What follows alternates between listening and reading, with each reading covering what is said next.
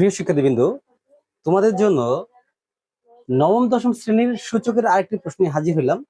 দেখো, এখানে বলা আছে 2 ইনভার্স 1 প্লাস 5 ইনভার্স 1 এর উপর হোল ইনভার্স 1, এটাকে সমাধান করো। আচ্ছা দেখো, এই যে সূচকের যে অঙ্কগুলা, এটা কিন্তু আমরা বেসিক থেকে করি, তাই না? দেখো, ইনভার্সের অঙ্ক কিন্তু এই ইনভার্সের শুধু ব্যবহার করে করতে হবে।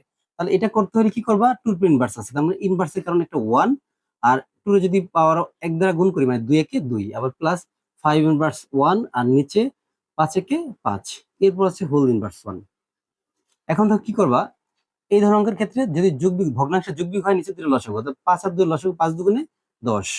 এখন 10 এর 5 দ্বারা 2 দ্বারা ভাগ করলে 5, 5 এর 1 দ্বারা গুণ 5 একে 5, প্লাস 10 এর 5 দ্বারা ভাগ করলে হয় 2, 2 এর 1 দ্বারা গুণ করলে 2 একে 2, এরপর আছে ইনভার্স 1। 5 আর 2 যোগ করলে কত হয় 7, আর নিচে কত 10, এরপর আছে ইনভার্স 1। এখন এই ইনভার্স ভাঙাবা, তার মানে পুরোটা মিলে ইনভার্স, তাহলে উপরে 1 আর নিচে হবে 7, এটার নিচে হবে কত 10।